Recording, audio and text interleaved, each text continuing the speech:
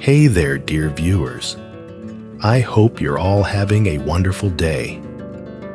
After receiving the news that Mr. Tu plans to sell the land where Huyen's family has been living, Huyen finally decides to return to her hometown with Dee. But there's something weighing on her. Dae still hasn't officially divorced his wife and Huyen, and Dae aren't able to get married just yet. This is the main reason Huyen feels uneasy about going back to her hometown and living under the same roof with Dae. What will Huyen decide to do? Let's stay tuned to find out. But first, make sure to subscribe and hit the notification bell to keep up with all the latest updates. Your support really motivates me to keep bringing you more videos. As the new day began, the air was crisp and refreshing, and the morning felt perfect. Huyen and her daughter Maya were busy packing up their things, preparing for their move back to Dee's hometown. Maya couldn't contain her excitement. She was thrilled at the thought of going to school, making new friends, and starting fresh. For her, this was a new chapter filled with promise. But for Huyen, the day was bittersweet. As she watched her daughter eagerly pack her bags, her heart weighed heavy with uncertainty and concern. While Maya bubbled with joy, Huyen's thoughts were clouded with worry. The biggest source of her unease was the fact that Dae and his ex-wife still hadn't finalized their divorce. Dae was still legally married, and that complicated everything.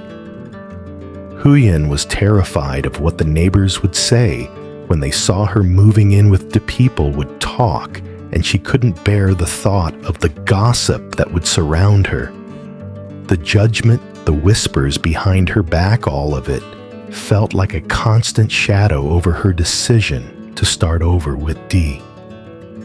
She knew what it meant for her reputation and the life she had built, but it wasn't just about her. It was about Maya, about their future, and whether she could live with the consequences of her choices. Huyen felt trapped. She didn't want to stay where they were. The land was being sold, and there was no future there for them. But the idea of returning to her hometown, living with Dae while their relationship was still unofficial, left her heart in turmoil. She couldn't shake the thought that no matter what, people would always judge her, question her choices, and label her. After a long, quiet moment of reflection, Huyen made a decision. She and Maya would return to her hometown, to a place where she could at least be free from the weight of rumors and judgment. It wasn't the ideal solution, but it was the one she felt was best for her and her daughter. As she looked at Maya, who was still excitedly packing and dreaming about her new school, Huyen gently said, "When Dee finally finishes the divorce and everything is settled, he'll come to get us. But for now, we need to take this step for ourselves, Maya. We'll start fresh, but we need to take things one step at a time." Huyen tried to smile, but deep inside, her heart was breaking. She wanted so much for things to be different. For Maya to have a happy, stable life without the worry of legal complications and judgments.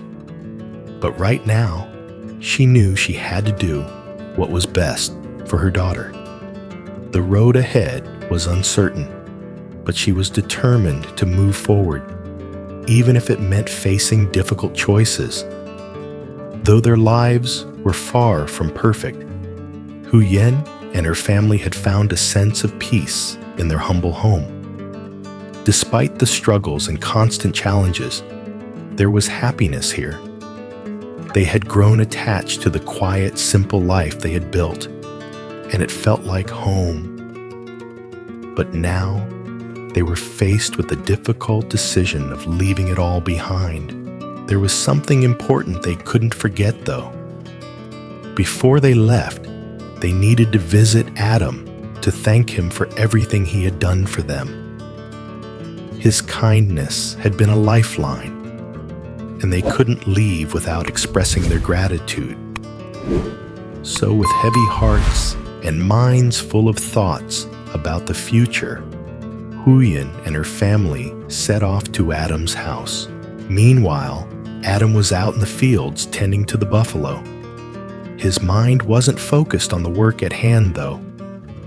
Instead, it wandered back to Tu-Vi. He couldn't stop thinking about her, wondering how she was doing. I wonder how Tu-Vi is settling in at Huyen's place. Is she feeling any better? He asked himself, a tinge of concern in his voice.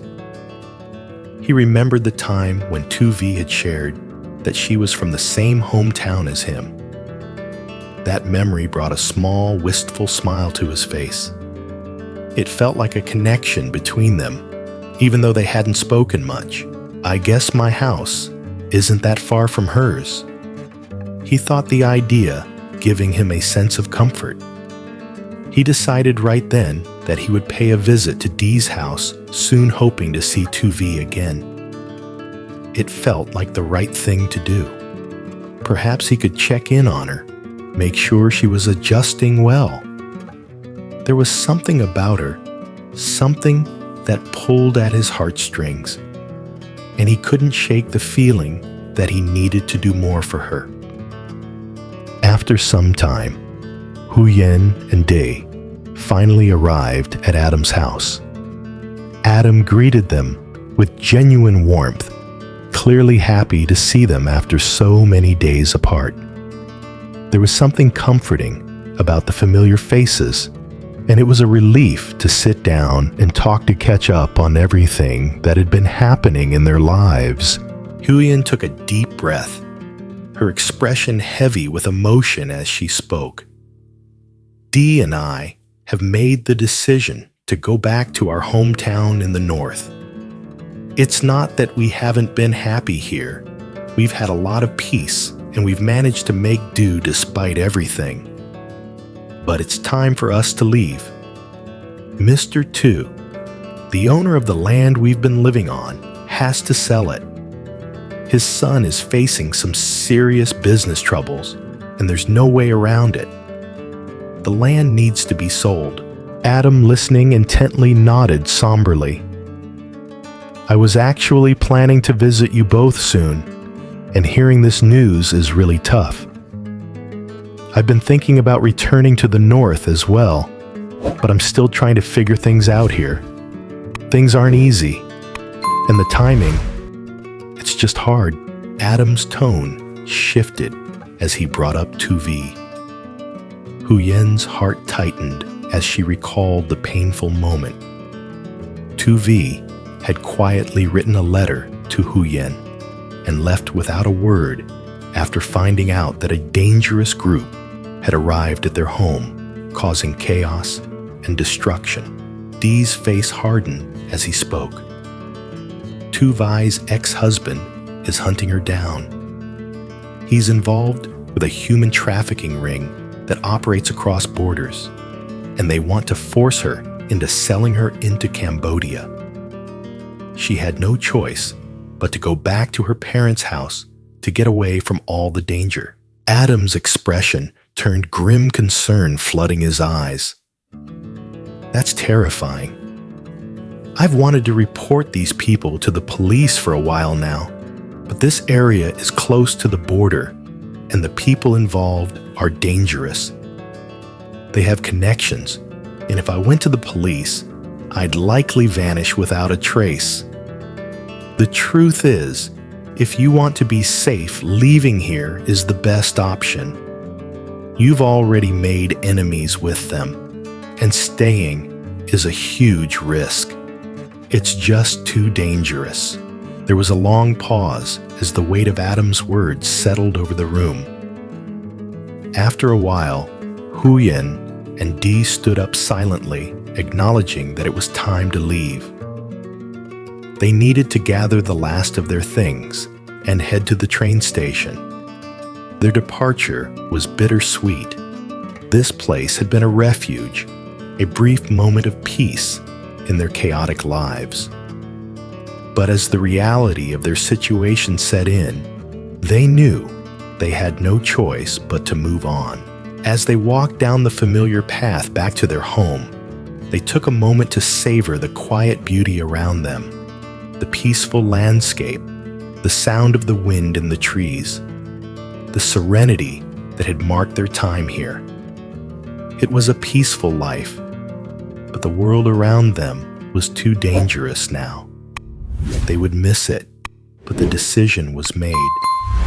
They had to leave for the sake of their safety and their future.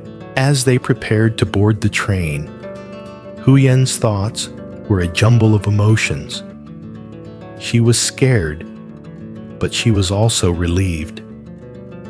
Going back to her hometown meant leaving behind the dangers of their current life, but it also meant confronting the past, her ex-husband, and everything she had tried to escape. What awaited them in the north, she didn't know, but it felt like the only path forward. Today's chapter ends here. Will Huyen and Dee make it back home safely? What challenges lie ahead for them? The future is uncertain, but they're taking the first step. Don't forget to subscribe and turn on notifications so you don't miss out on the next part of this journey.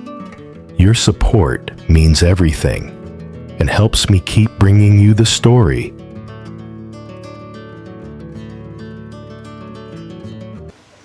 Xin chào mọi người, hy vọng mọi người hôm nay đều sẽ có một ngày tuyệt vời.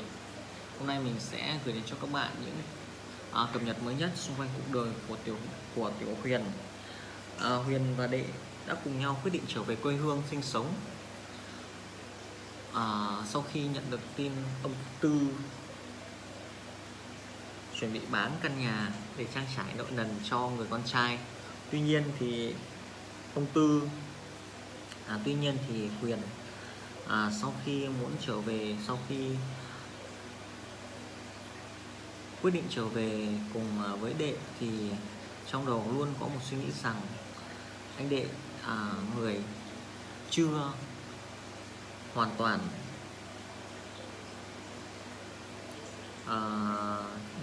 toàn ly hôn chính thức với người vợ cũ thì cô ấy sẽ không thể về sống với anh Đệ. Vì vậy Huyền đã cùng người con gái Mea đã quyết định trở về ngôi nhà cũ, sửa lại cùng nhau sinh sống và đợi khi nào anh Đệ ly hôn hoàn toàn với người vợ cũ thì sẽ đón Huyền cùng mẹ con Mea về với họ. Và họ rất là lưu luyến khi phải rời xa nơi này, và họ không quên đến cảm ơn một người đã giúp đỡ Đệ tìm được Huyền và người con gái Mea trong một hoàn cảnh cực kỳ khó khăn, đó chính là Adam. Adam thì cũng cùng quê với Huyền và cũng có một suy nghĩ muốn trở về quê cùng Huyền với Đệ. Tuy nhiên là Adam vẫn chưa sắp xếp được xong công việc, vì vậy anh ấy hẹn Huyền và Đệ sẽ hội ngộ nhau một lần khác.